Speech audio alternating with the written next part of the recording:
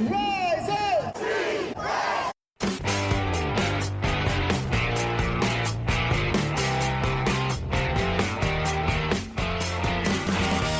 This is the Rise Up See Red podcast, all about the Arizona Cardinals and the NFL, featuring insider and outsider perspectives. Enjoy the best hour of Cardinals talk on the web. Now here are your hosts, Jess Root and Seth Cox.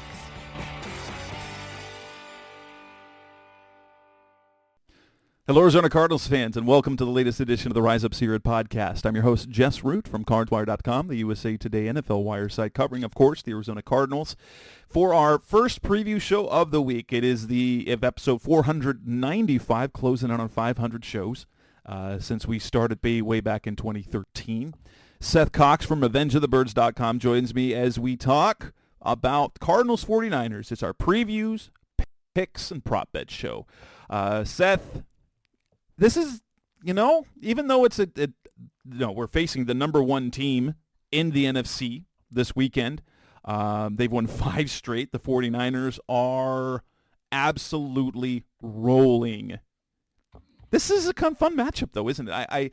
This is not like other weeks when we're like dread. I'm like, okay, I want to see what happens, and I don't know why it's like that, even though I don't expect the Cardinals to win or come close. We're talking about a game where we hope it's just competitive. Yeah, and we were talking about it off the air. I mean, something we'll talk about as the night goes along, but the opening line 13.5, and I'm actually on right now, so we're recording at 4 p.m. Thursday, December 14th. The line on DraftKings Sportsbook is down to 12. Oh, so it's 1.5 points down. I'm guessing, and you probably would agree, this is, coinciding with the 49ers laundry list of injuries that just came out today. I mean, it is absurd. And I joked on Twitter because, when this opened, you and I talked about it on the Tuesday show. We didn't get super into it, but this, like, 13.5 actually felt low. You're like, I'd probably take this up to about 16.5. So, 17 points basically is about where the cutoff would be. And then 18 plus, you're like, okay, I might bet on the Cardinals. But right now, as it stands, and this is again Thursday, but this is the 2:35 p.m., so about an hour and a half before Jess and I recorded, the 49ers do not have Eric Armstead, Javon Hargrave, Dre Greenlaw, or Oren Burks, all starters on the defensive side of the ball. And they're missing 2 key reserve / kind of... Oh, and Charvarius Ward, cornerback. Yeah, Charvarius Ward is working out on the side, but the first group was not even at practice. So, like, they're not even on the field. Charvarius Ward's on the side working. And then their 2 key backups, and obviously their starters are all pro, so it's not a huge deal, but both Elijah Mitchell and Ross Dwelly are not there as well.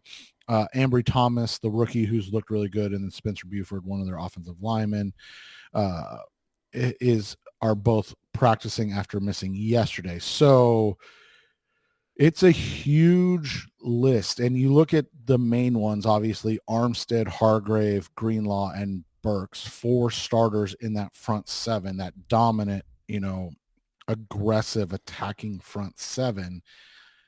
That's what catches your eye, right? Because we talked about it the other day. The Cardinals are just not equipped at this moment to contain this San Francisco 49ers offense. I mean, it's going to be a long day.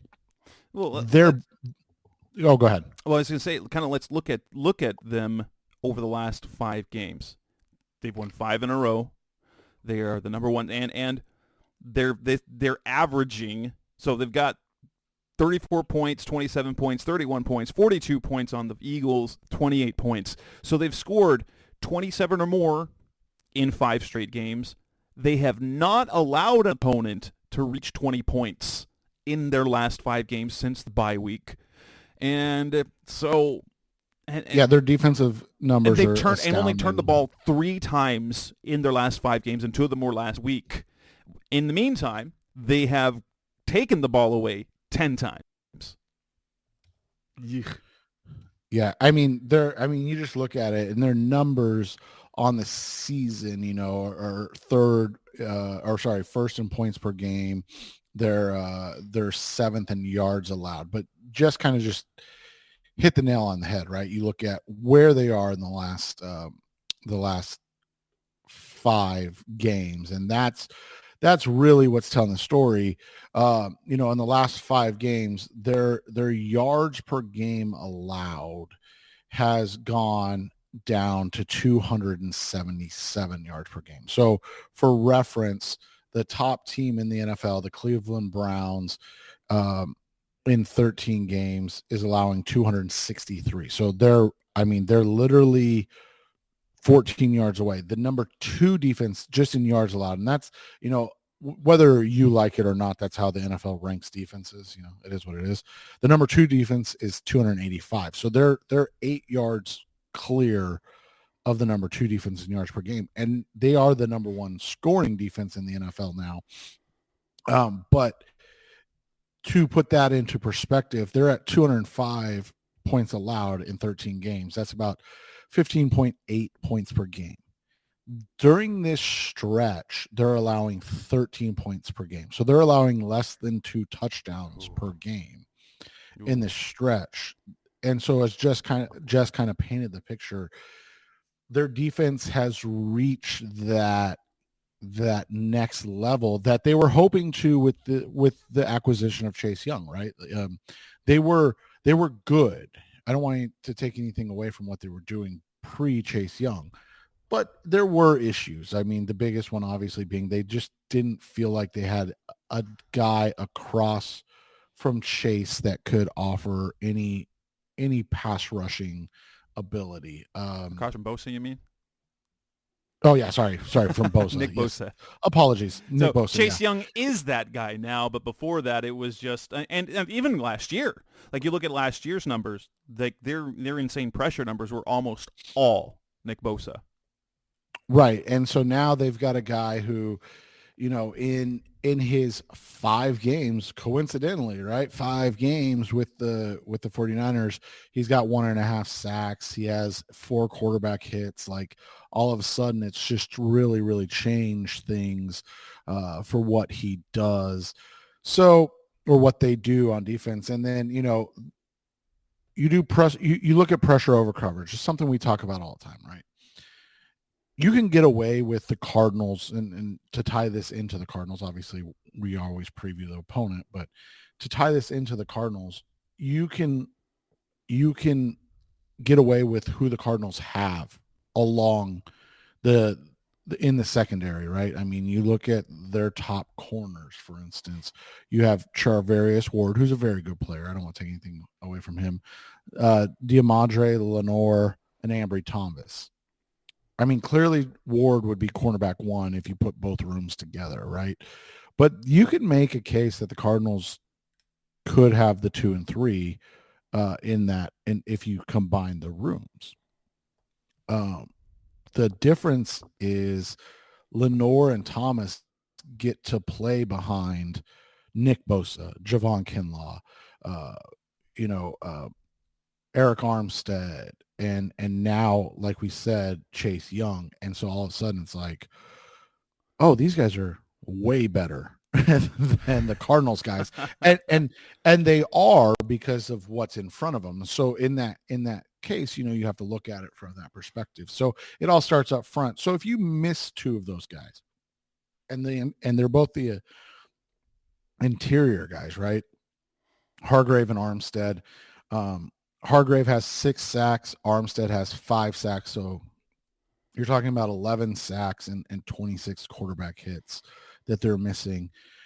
Just for a reference of like how good Nick Bosa is, 9.5 sacks and 32 quarterback hits by himself. Oof. So like, again, we're talking about a guy that you mentioned in the same breath as TJ Watt, as prime Aaron Donald, prime JJ Watt. Like that's where he's elevating his game to right now. He's becoming a great player, and obviously highlighted last year, sixth in MVP voting, was the defensive player of the year, obviously first team all pro. So like he's taking that, and his last 3 years are starting to get into, that Hall of Fame level when you're talking about 15 and a half sacks, 18 and a half sacks. He has 9.5 this year. He's just such a dominant force at that edge position.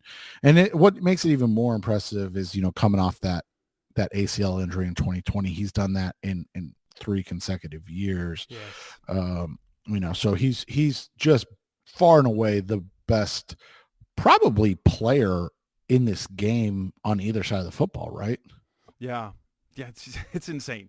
And then, I don't know how many of you follow along with 49ers or follow closely with 49ers, but our a good buddy of mine, Kyle Posey, who is the manager at Niners Nation, he's not even a Niners fan. He's just a football guy, but it's a great opportunity for him to cover a big team in a big market. But one of the things he loves is he loves watching Fred Warner play, and he highlights it all the time. But Fred Warner is truly a cheat code at the inside linebacker position, or just the linebacker position overall, with his ability to not just play downhill, which is what makes him, so great in the eyes of so many, but it's his coverage ability that is just such a difference maker. And he is legitimately one of the best covered linebackers that we have ever seen in the game. His ability to run with wide receivers, running backs, obviously tight ends, is what makes him a unique player. And so when you're talking about, all of a sudden you've got 2 all pros at each level, at the front line, and then in the middle, it makes it really tough. Now they've lost their other all-pro in Talanoa Hufanga, who went down with the ACL injury. He's done for the season. But he's one of their, kind of vocal, spiritual, and physical leaders. He's that borderline dirty player. And we remember the game, at the end of the game against San Francisco. In San Francisco, he and James Conner had a physical altercation. That's what he brings. He gets that out of people with his play. And like I said, it's borderline, dirty. But at the same time, you're talking about a guy that makes a huge, huge difference. And so that's going to be something to watch going forward. But this is a defense that, we really can't say enough about the last 5 weeks. But, and again, this is probably where all that movement comes from. If they're a slightly different team without Hargrave, without Armstead, and without Drake Greenlaw, who, we didn't even really talk about Drake Greenlaw because Fred Warner's so freaking good that you don't typically talk about Drake Greenlaw, right? So it's a insanely talented group. If for some reason Charvarius Ward misses as well, you're talking about them missing their top player in their secondary, their number 2 linebacker, and then their number 1 and 2 interior defensive linemen. And we're still like, yeah, they're probably going to lose by double digits. Yeah. And we look on the offensive side of the ball. Like, these are some of the numbers. Through 12 games, Christian McCaffrey has nearly 1,200 yards. I'm sorry, through 13 games. He's got 1,177 yards. He's averaging 5.2 per carry, 12 touchdowns. He's got over 1,600 total yards from scrimmage. Brandon Ayuk has over 1,000 yards already, already a career high. And then Brock Purdy, we know the Brock Purdy story, but looking at his last 5 games, okay? His last 5 games, he's got 13 touchdown passes and 2 interceptions. Talking to Kyle Madsen, where you guys will hear that show as it drops on Saturday. I already spoke with him on that show. He's playing at an MVP level, whether or not you believe he's the MVP, but he's got 20, where's in his numbers? So he's got over 3,500 passing yards right now. He's got 25 touchdown passes, 7 interceptions. He's playing at, and we saw what he did against the Cardinals in week 4, 20 of 21 passing, had a passing touchdown, had a rushing touchdown. basically had no resistance by the Cardinals defense, and he's just doing it at every level. He's doing in the short game, the intermediate game, the long game. He's excelling at every single level. Deebo Samuel, his 3-game abs, like they've got Deebo back, and he's been a difference maker. He's got 900 yards from scrimmage this year in 11 games. But that sort of impact player where he's a big playmaker, whether it's in the run game and the pass game, you have to account for him. And so this is the Niners, and this is a number that you will hear later, that of the 10 most efficient offensive performances this season, the Niners have 5 of them, and they're the only team that have more than one. And multiple of those have come since week 5 after the teams are making adjustments. And I stole so that's a stat that y'all will hear on the next show that I just stole from Kyle. But this team is they are so much on both sides of the ball, and that's kind of the problem. They are, if you want to look at Brock Purdy's playing at an all-pro level. They have one of the best running backs in the NFL. They have a great receiving core. They have one of the best tight ends in the game. They have the best left tackle, so they have a good offensive line. They have two of the most talented pass rushers. They have arguably the best pass rusher in the game, Nick Bosa, and one of the most talented guys in Chase Young.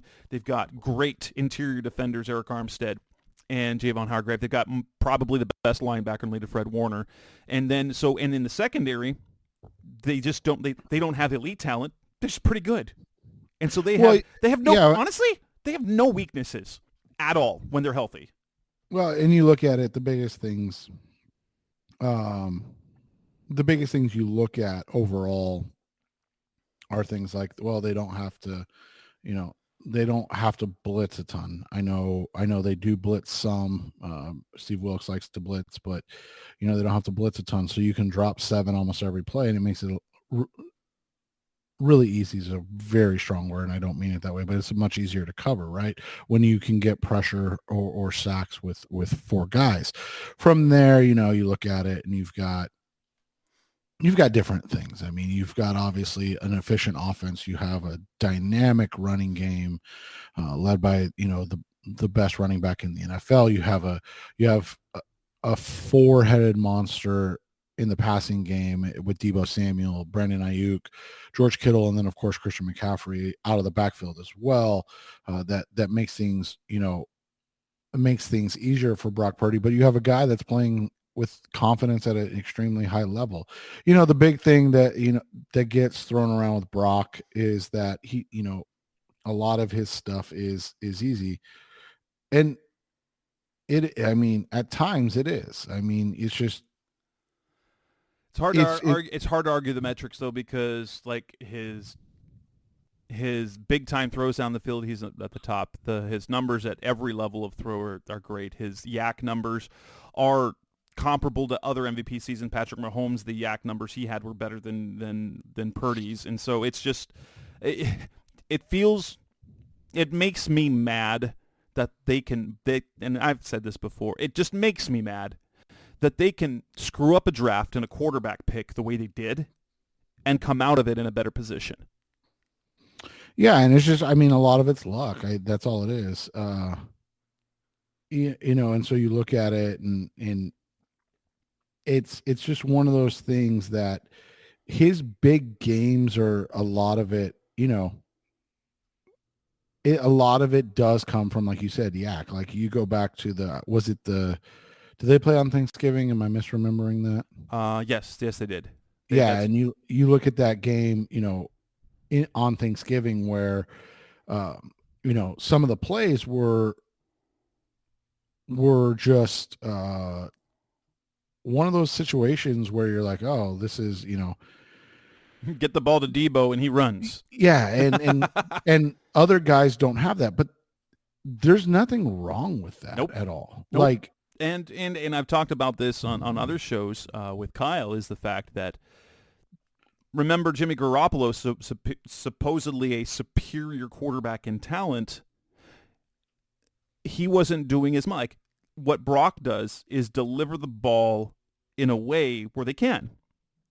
Jimmy Garoppolo often had guys open, and his throws would stop them and would not hit them in stride and things like that. Brock is a fantastic player. Do I believe that the 49ers, if we took any number of quarterbacks and put them in the 49ers system, that would be better? Do I believe that Kyler Murray in that offense in San Francisco would make that team electric with like 45 points a game? I do think so. But nonetheless, you can't knock Purdy because look at what he's doing. Look, it's not – there's nothing about his game that is weak right now. And you can't deny that. And so that's what makes this 49ers team, on top of the talent of the defense, they have one of the best schemed offenses and run games in the league. They have versatility in formations and personnel because of what you can do with Kyle Juszczyk, Christian McCaffrey, George Kittle, and Deebo Samuel. You as a defense, depending on the personnel they have, you can't go big or light and still and gain an advantage because the Niners can just do something different because of the talent they have. Right. And they can win close games, they can win blowouts. One of the interesting stats that you go back to or you look at when you're just talking about quarterback play in general is, and it's just something that you rarely see, that Brock Purdy, I want to double check to make sure I have this right. In his career. So he's played in, he started 18 games. So he has a 15-3 record as a starter. In his career, he has one fourth quarter comeback or game-winning drive. and that's not a shot at him. It's just like he's never losing, and that's because right. You put yourself in a position to where you're not losing, and then you've got a defense that keeps the lead, and that's good. That's not a bad thing. He just hasn't had, but you look at the game, one of their losses against the Browns. Purdy rallied them. He had a bad game and led them to what should have been a game-winning drive, and the kicker missed it. Right, and so it's just one of those situations that he is a beneficiary of playing in a great system with great talent around him, but at the same time, like Jess said, like he's playing at an incredibly high level, so you can't take anything away from him in that case. So it's just it is what it is type situation. It's like Jess said, it's unfortunate that they're that lucky, but at the same time, you can't take anything away from what they've accomplished or what they've done. They look like the prohibitive favorites heading into this playoff season. Like they're going to win the Super Bowl this year, and I think as Cardinals fans, that's what makes it so hard is that, they, like Jess said, they screwed up unequivocally, made a terrible decision and got away with it. And for Cardinals fans, even when they make the right decisions, they can't do anything to take advantage of it. And that is always the frustrating part for fans or those that are haters or however you want to look at it, because it's not so much hating as it is envy or jealousy that a team that has no business getting away with having the trading up and trading a bevy of picks for the third overall pick in a draft, and now doesn't have to face any consequences about it. Right. Coming up next on the Rise Up Sierra podcast, the best of Cardinals talk on the web. Let's move on and talk about the Cardinals-49ers matchups, matchups that we've got. That's coming up next on Rise Up Sierra. We're back on the Rise of Sierra podcast, the best of Cardinals talk on the web. The Cardinals played the 49ers for the second time this season. They lost 35-16. We've talked about some of the injuries and keys to this game. I think one, it's obviously number one, they can't turn the ball over. They have to do that. They've done the last 2 weeks. They haven't turned the ball over in 2 weeks. They have only 2 turnovers in 4 games with Kyler's return. And that before that, they had 10 turnovers in the previous 5. And so that becomes kind of one of the main keys that you want to look at. But, I think also kind of plan number one, with that offense, you can't hang with them really. And so what you have to do, they have to slow it down. So they've got to rely on the run game. It's got to be James. It's got to be the James Conner show, especially with no Eric Armstead, or expected to be no Armstead and no Hargrave, because that will, you can limit the possessions. And I think, when we get to the picks, like our prop bets and stuff like that, that's one of the things we want to look at is like pound the run game, get Connor involved, get Kyler involved, but get those legs involved, and the run game will be critical. Well, and you'll be able to actually throw a little bit better if Hargrave and Armstead are out too. That too. But that's the problem is, like, we're making these picks on a Thursday. We really have no idea. And if you look at it, passing touchdowns on, and we'll get to it, but like, just so people understand kind of where this is coming from, passing touchdowns aren't even available for Kyler Murray for an over. They have the under, but they don't have an over number yet. Rushing props are out, but it's just like there's a lot that's going to hedge in those games or change in those numbers. And so Jess and I will give you what we think, but also maybe some numbers to like look at just in case that those numbers aren't available when you go to make your bets. But they're going to have to play keep away. I mean, that's the biggest thing, right? And they're going to have to get points at the end of that keep away. So how do you do that? Well, I mean, like you said, run the ball, quick completions.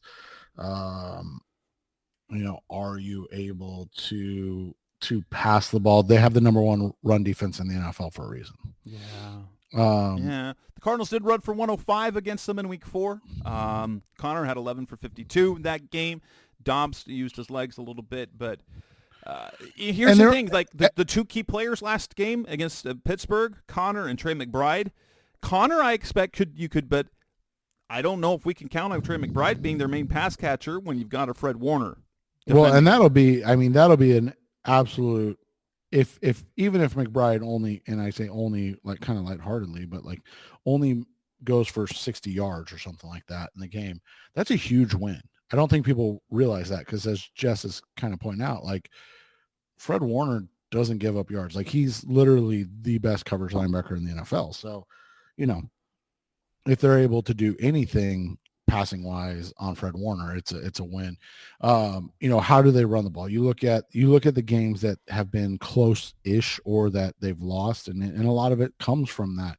Obviously 160 yards to the Cleveland Browns, then 134 yards to the Cincinnati Bengals. Those are the two most yards they've given up all season, or games they've given up the most yards, outside of the Minnesota Vikings game, where I think that was kind of Kirk Cousins just having one of his out-of-body nights where he, plays better than everybody expects. So, it's one of those things that you look at. Their defense this year has been prone to more letdowns than their offense, but their letdowns are still very few and far between, as evidenced by they don't allow many points. Right. The matchups, so obviously we have our eyeballs on the tackle and edge matchups, where you've got Nick Bosa, Chase Young, DJ Humphries, Paris Johnson. That'll be big in this matchup. If there's one thing that you don't want Kyler to have to, like, if their running game's not going very well, or it's going a little bit, you can't expect Kyler to drop back 40 to 45 to 50 times and then get harassed. So they'll need big games from DJ and from Paris Johnson. I will say this, though, interestingly enough, DJ Humphries has had a very good track record against Nick Bosa in his career. If there's one guy that he's been able to stymie, it's been pretty good. Weird? Yeah. Isn't that just a weird It thing? is. It's just weird when guys are just good against really good players. So you look at it, there's a lot of different aspects of this game. You look at their games. They've only allowed one 300-yard passer all season. That was Kirk Cousins. We mentioned the 3 100-yard rushers. You mentioned that in the last several games, they've basically won the turnover battle, right? They forced 2 against Seattle. They forced 2 against Seattle the other time. They didn't force any against Philly, but I mean, I think I would rather turn the ball over and at least have that as an excuse as opposed to what Philly did, right? But in those 5 games, you mentioned it, 10 turnovers, they've only turned the ball over 3 times. So if you're talking about keeping it close, that's where it starts. I mean, you go to the Jacksonville game, and I think you and I would agree that Jacksonville is unequivocally a better team than the Arizona Cardinals. They just are. They held them to 221 yards of offense, forced 4 turnovers, and won that game 34-3. Oh, by the way, that was in Jacksonville. So obviously, we remember the first Seattle game. I mentioned it, the Thanksgiving night game. They hold Seattle to 220 total yards of offense, forced 2 turnovers, win 31-13. We just mentioned the Philly game. Philly moved the ball a little bit, 330 yards of offense, but 42-19. They just had no prayer. And so you look at those games and you're just like, well, that's where the tough, that's where it gets tough. So how do you win? Quick game. Obviously, as you mentioned, don't let Kyler get hurt or get hit very often. Opportunistic running the ball, being able to get 2-3 yards when you need 2 or 3 yards, 3rd and 2, you can't have to throw the ball on 3rd and 2. And then hitting a shot, you're going to have to hit a shot somewhere. Especially if Charvarius Ward's out. Ambry Thomas, I mentioned it's been really good, but he's still, I think, a 3rd-round rookie, 5th-round rookie. I don't remember, but he's been very good. But he's still a rookie, so those are the guys you have to kind of take advantage of. And so when you look at it from those perspective, 3rd round rookie, or no, he's a 3rd-year player. He just doesn't play much the first 2 years. Jeez. When you look at it, he and Demondre Lenore, they're not guys that ideally would be starting, but they've picked up their game and they're playing at a high level. So, we'll see how it goes. It's a tall task, man. I mean, this is one of those games where, when we were lamenting 2 weeks ago, how are these Pittsburgh Steelers 7-4? We look at this game and we go, how are the 49ers? How have they lost 3 games? Because they just look like that invincible team that doesn't lose football games. Yeah, and you look at those 3 games, they turned the ball over 7 times, and so that was kind of they didn't have Deebo Samuel, they didn't have Trent Williams in those games. We look at the receivers. The Cardinals have not gotten much from their receivers, but Michael Wilson in Week 4 had a big game. Hollywood appears to be getting better.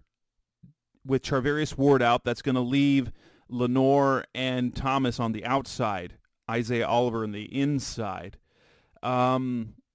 Could we see another repeat game from Michael Wilson this week, or can we get anything from Hollywood? I mean, I think that's important to even compete, right? I mean, obviously you need your best players to play well. That's an obvious statement, but if they're going to be able to maintain this game, like I said, they're going to have to be able to hit some shots. The quick game, that's where they've missed Michael Wilson, is those big body target throws over the middle, quick slants, quick hitting routes. They haven't been able to run those. Dortch does a nice job for the most part, but he still gets out muscled a lot of the times. And then that's just not the game for Rondell and Hollywood, as we've seen. So, Wilson, that's where they've missed his presence more than anything to me, is that they just don't have somebody that can run those quick outs, those quick ins, and compete for the ball when it's in the air. So that'll be big for him to be back. Hollywood, they just need him to get back into a rhythm of some kind. I don't know what the answer is by any means, but they just need him, to get into some type of rhythm again and become a viable pass catching threat on a consistent basis. Or, whether or not we think he's worth X amount of dollars, he's just not going to be able to be paid by the Cardinals, unless it just becomes like, hey, we'll give you, $8 million for 1 year so you can come back and try to play better. Yeah. But, thus far, he's not earning that $17, $18 million deal that we've seen thrown around by some prognosticators about what he'd get. And it just seems like it's moving further and further away from that and closer to maybe he is back next year on a 1-year deal, because that's the best he's going to be able to do with how he's performed this year. Right. Any other matchups or keys that you see the Cardinals needing to be competitive tonight?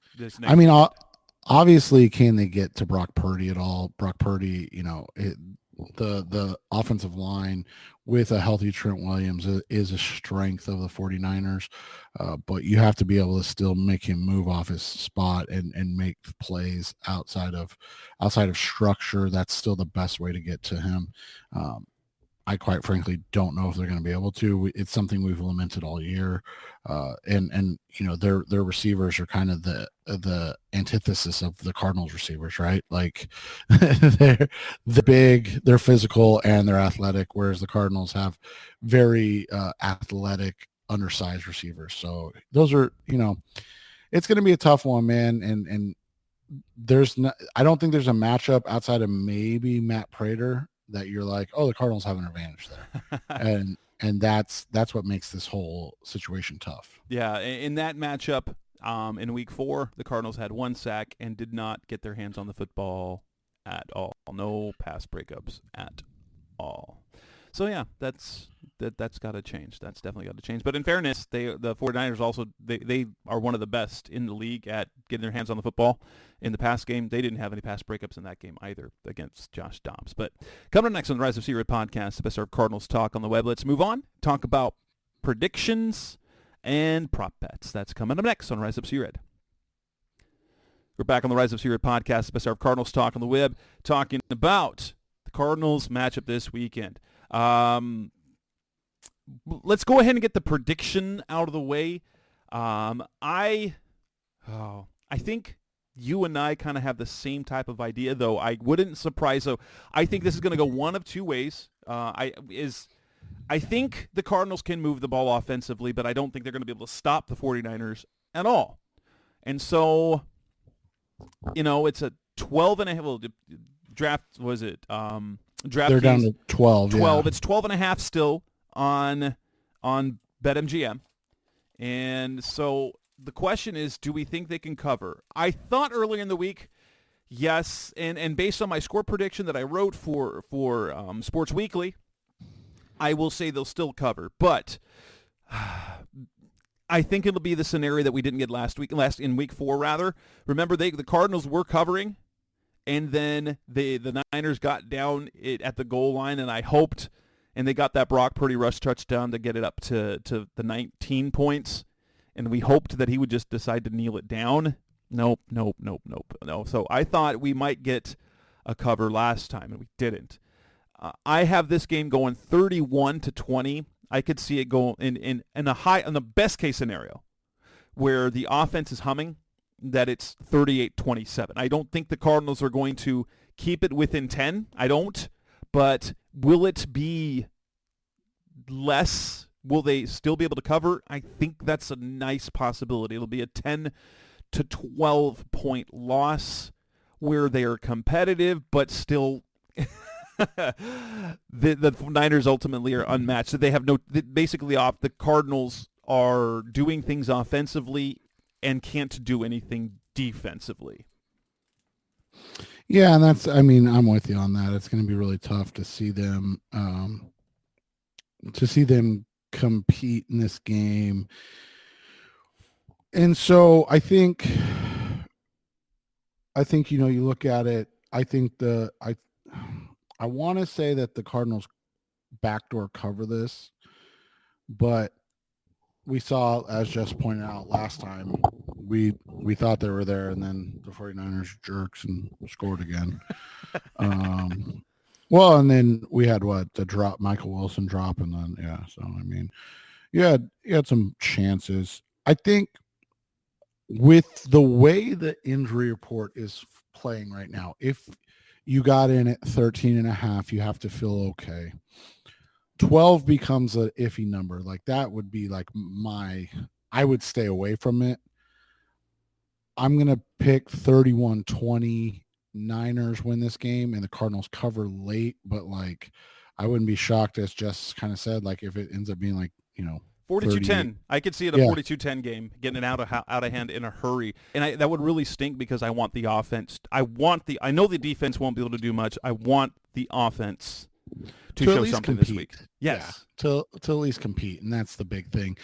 So, that's that. There are a couple, interesting props on here that I like. I want to get your opinion on a couple of them as well.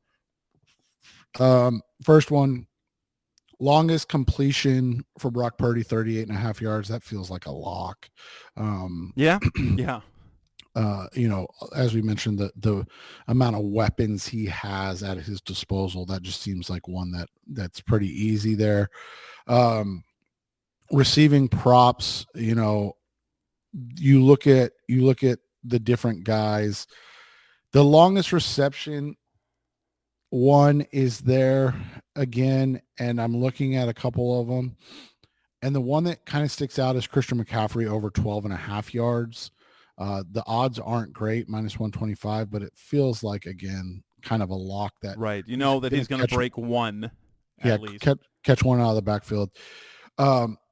There is a plus money one I like, and again, it's tough when you're expecting a game to be this lopsided. So there's two that I like. So the first one I like that I feel extremely confident in, even though we've talked ad nauseum about how good Fred Warner is, I like Trey McBride over 5.5 catches.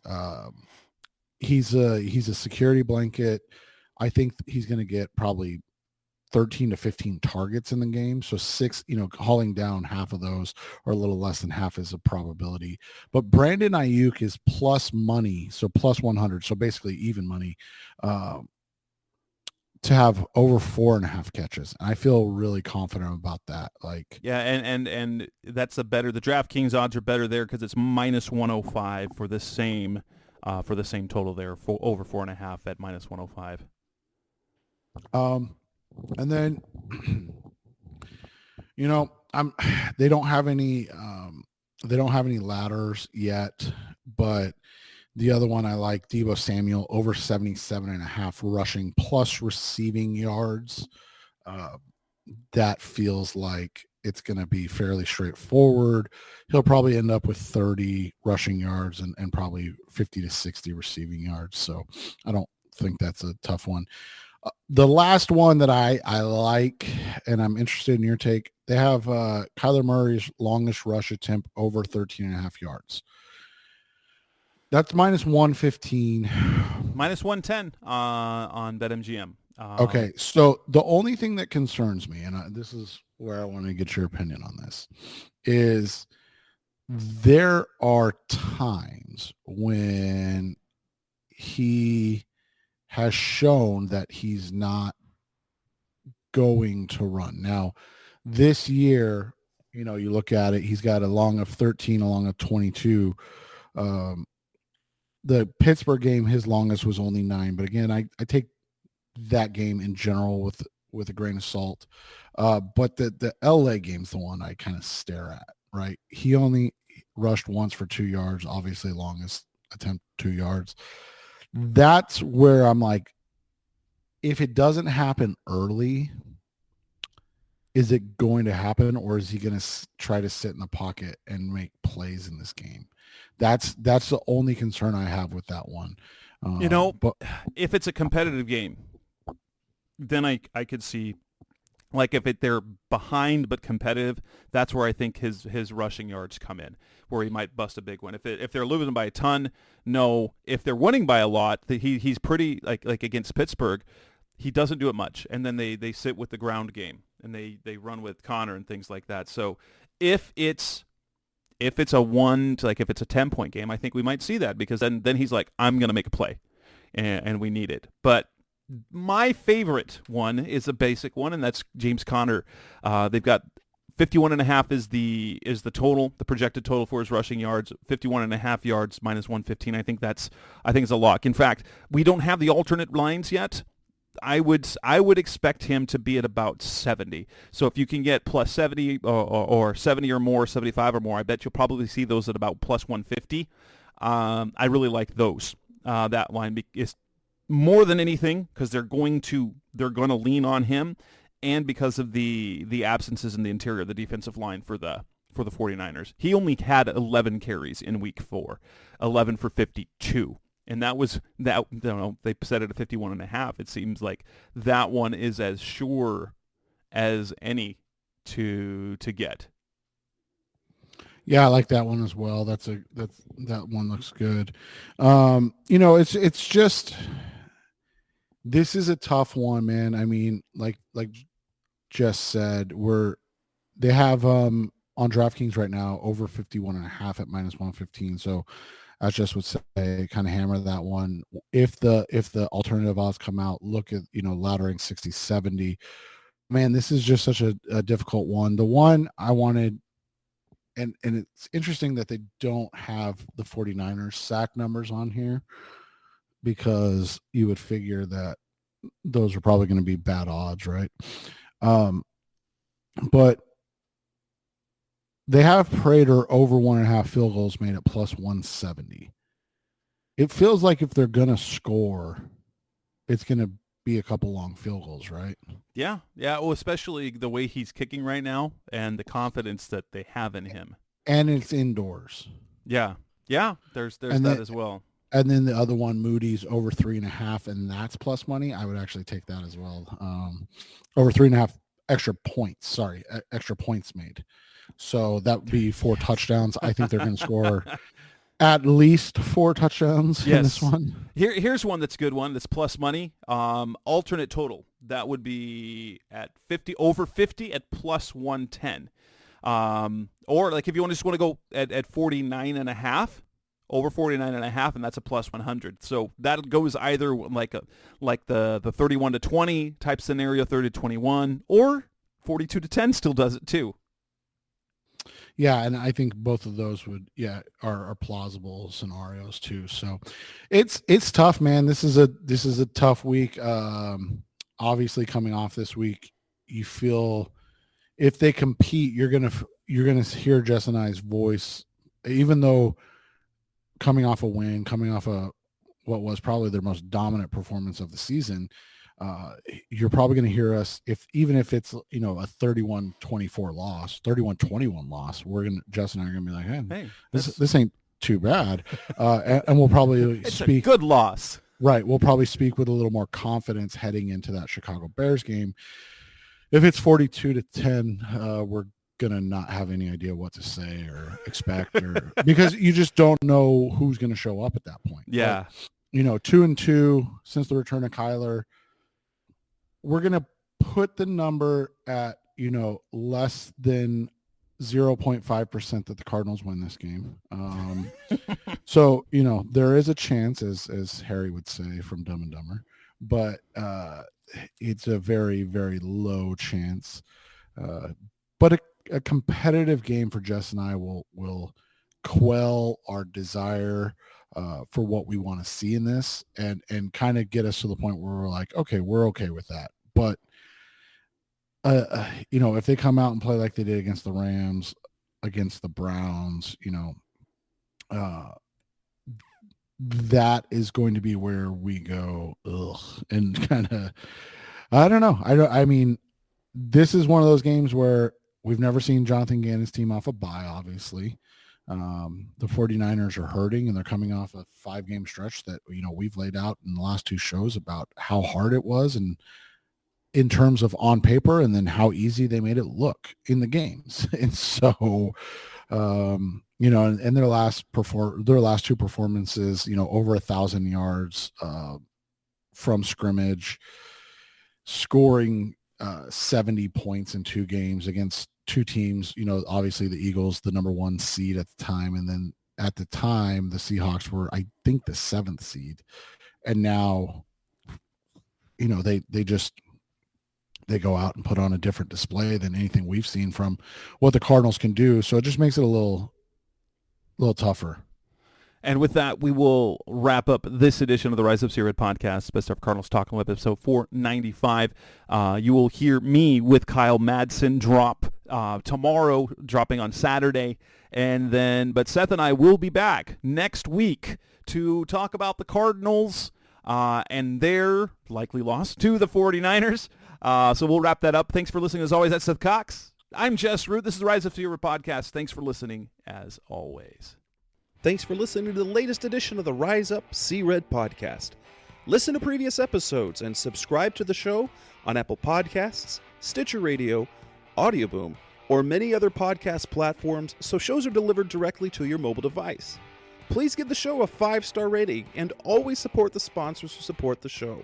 We'll be back soon for the best hour of Cardinals talk on the web. Rise up, Red Sea, be Red, See Red, and of course, Rise Up, See Red.